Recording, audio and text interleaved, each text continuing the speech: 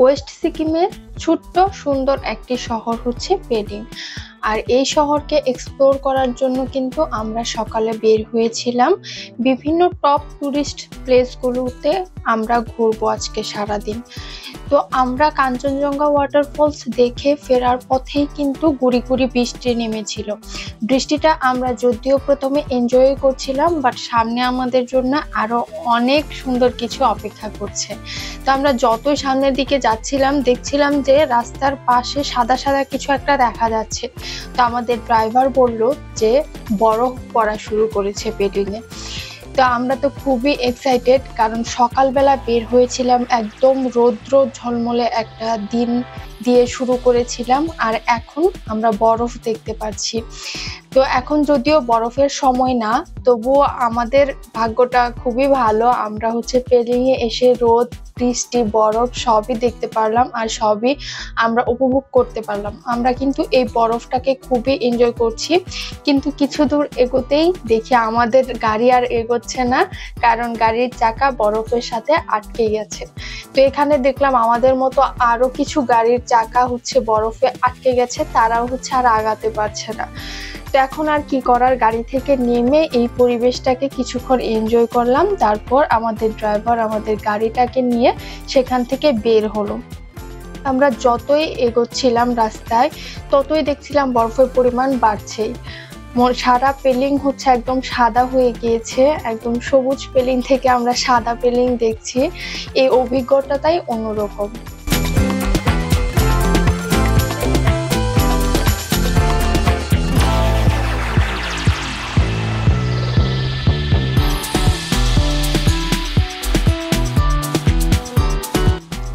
পেলিংয়ে যেহেতু প্রত্যেকটা tourist spot একই রাস্তায় পড়ে না, তো এখন আমরা আবার উল্টো দিকে যাচ্ছি, অর্থাৎ আমাদের হোটেলের দিকে যাচ্ছি। আমাদের হোটেলের সামনে দিয়ে অন্য রাস্তায় আমাদের আরো 2টা টুরিস্ট স্পট বাকি আছে কভার করার, যেগুলো আমরা আজকের দিনে কভার করব বলে প্ল্যান করেছিলাম। তো দেখি এই বরফ পার করে আমরা হচ্ছে সেই টুরিস্ট প্লেসগুলো দেখতে পারি কিনা। আর মাঝখানে আমাদের লাঞ্চও করতে হবে। তো এই চিন্তাগুলো মাথায় ঘুরপাক খাচ্ছিল, আর আমাদের ড্রাইভারকে বলছিলাম যে আমরা কি আদৌ পারবো নেক্সট যে 2টা স্পট আছে সেখানে যেতে। তো আল্লাহর নাম নিয়ে আমরা হচ্ছে আবারও রওনা করে দিলাম, দেখি আমরা হচ্ছে পৌঁছাতে পারি কিনা।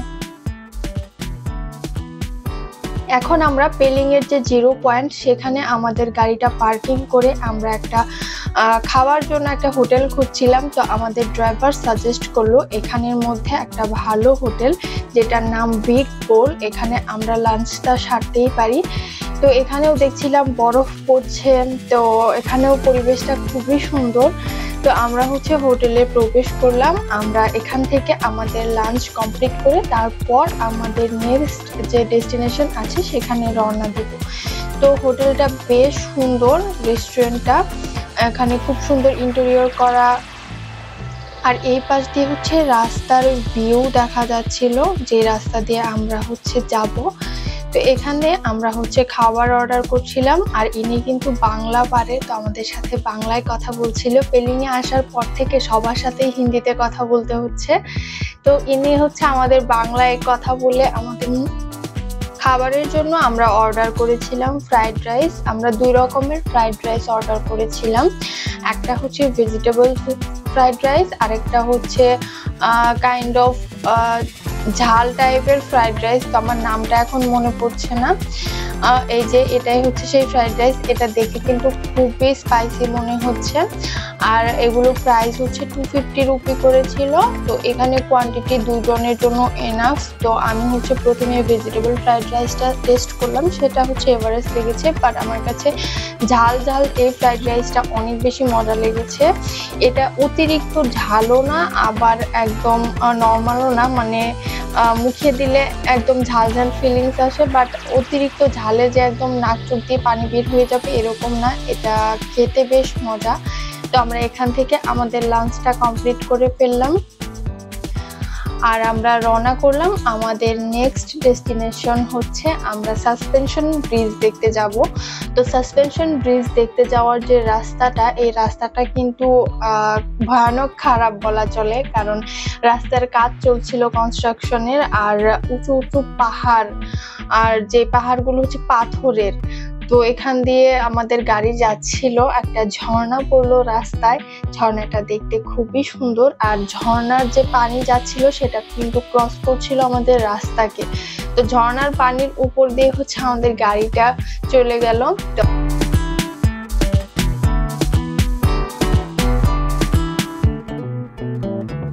এখন আমরা আমাদের নেক্সট যে ডেস্টিনেশন সেখানে চলে এসেছি। এটাই হচ্ছে সেই সাসপেনশন ব্রিজ। তো এটা দেখার জন্য অনেকটুকু টাইম লেগেছে আমাদের, গাড়িতে আসতেও আমাদের বেশ সময় লেগেছে, কারণ এটা একটু দূরে ছিল, সব থেকে দূরে মনে হয় এই স্পটটায়। তো এখানে এসে কিন্তু সেই ক্লান্তিটা দূর হয়ে গেছে, কারণ এটা এত বেশি সুন্দর। আর এই ব্রিজের উপর থেকে দুই পাশের ভিউ জাস্ট অসাধারণ। তো এই ব্রিজটা কিন্তু ঝুলছিল কেবল দিয়ে, সেগুলো হচ্ছে আটকে রেখে এই ব্রিজটাকে ঝুলন্ত ব্রিজের মতন করে রেখেছে। তো এটা কিন্তু বেশ সুন্দর। এটার উপর দিয়ে যখন গাড়ি যায় তখন কিন্তু ব্রিজটা হালকা নড়ে, তখন একটু ভয় ভয় কাজ করে মনের মধ্যে। আর এই ব্রিজটা কিন্তু পার হয়ে ওই পাশে যাওয়া যায় হেঁটে হেঁটে, গাড়ি নিয়ে যাওয়া যাবে না, কিন্তু চাইলে হেঁটে কিন্তু ওই পাশ থেকে ঘুরে আসা যাবে। তো এখানে একটা সুন্দর জিনিস চোখে পড়লো, সেটা হচ্ছে ওই পাহাড়ের উপর কিন্তু রোদ পড়েছে। রোদ পড়ে সেই পাহাড়টার কালারই চেঞ্জ হয়ে গেছে। একদিকে আমরা যেখানে সেখানে কিন্তু বৃষ্টি হচ্ছে, কিন্তু ওই দূরের পাহাড়টায় সাদা মেঘের উপর কিন্তু রোদ পড়েছে। ওটার সৌন্দর্যটাই অন্যরকম লাগছিল। আর এই পাশে কিন্তু মেঘলা মেঘলা ওয়েদার। তো এখানে বেশ উঁচু, আর যেহেতু দুই পাশে পাহাড়, মাঝখান দিয়ে নিচে খাদ, নিচের দিকে তাকালে কিন্তু ভয়ই কাজ করে।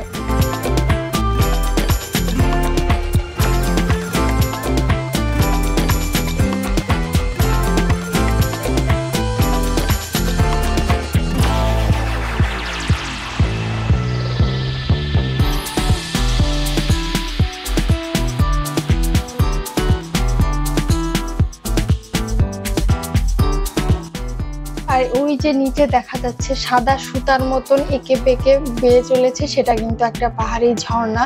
তো এত উপর থেকে ঝর্ণাটা এত ছোট লাগছিল, একদম সুতার মতন লাগছিল, পেঁচে পেঁচে এঁকে বেঁকে নিচের দিকে চলে যাচ্ছে। তো এই তো আমাদের সাসপেনশন ব্রিজ দেখার অভিজ্ঞতা খুবই ভালো ছিল। যারা পেলিংয়ে আসবেন এই স্পটটা ঘুরে যেতে পারেন। এটা একটু দূরে হবে, কিন্তু এখানে এসে কিন্তু আপনাদের খুবই ভালো লাগবে।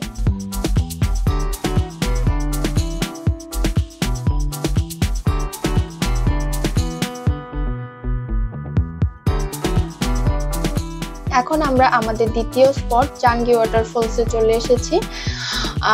এটা হচ্ছে একটা ঝর্ণা। তো এই ঝর্ণাটা দেখার জন্য কিন্তু অনেকগুলো সিঁড়ি বেয়ে উপরে উঠতে হয়, কারণ উপর থেকে ভিউটা অনেক বেশি সুন্দর আসে।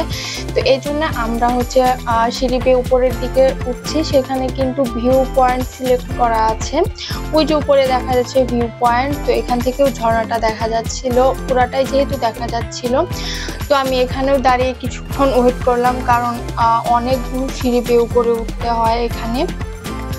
আর এই যে এখানে বসে বসে দেখা যায়। আর হচ্ছে এটার উপরেও আরেকটা স্পট আছে, ভিউ পয়েন্ট আছে, সেখানেও যাওয়া যায়। আমরা সেখানে উঠলাম না, কারণ এমনিতে এতটা সিঁড়ি বেয়ে উপরে উঠলাম, খুবই ক্লান্ত লাগছিল। এর থেকে বেশি উপরে ওঠার সাহস আর আমরা করিনি।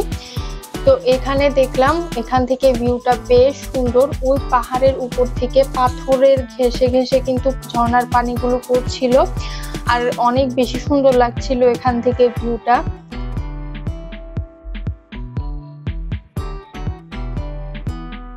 তো এখন আমরা নেমে যাচ্ছি, নেমে হচ্ছে আপনাদেরকে দেখাবো যে রাস্তা থেকে কিরকম ভিউ দেখা যায়।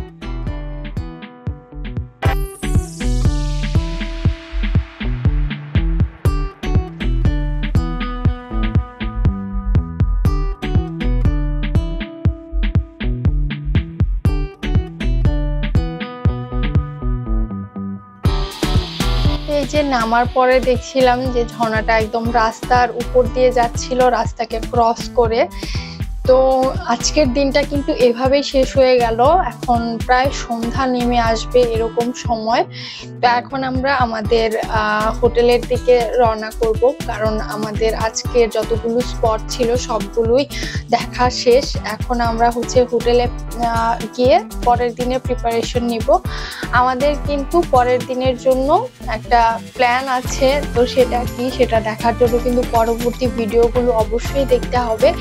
আমরা রাতের পেলিংটা একটু হাঁটাহাঁটি করে দেখছিলাম।